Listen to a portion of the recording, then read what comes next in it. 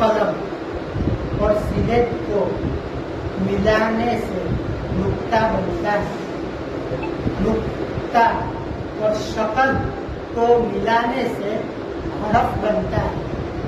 حرف کو حرف سے ملانے سے مرکبات بنتے ہیں، مرکبات کو اعراب کے ساتھ ملاؤ تو ایک کلمہ بنتا ہے، کلمہ کو کلمہ سے ملاؤ تو جملہ بنتا ہے، جملے کو جملے سے ملاؤ تو آیت بنتی ہے، آیت کو آیتوں سے ملاؤ تو رکوع بنتا ہے، اور رکوع کو رکوع سے ملاؤ تو سورت بنتی ہے،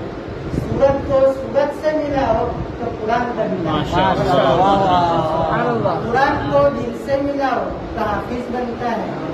اور حافظ کو کسی اللہ والے سے ملاؤ تو ولی بنتا ہے، اور ولی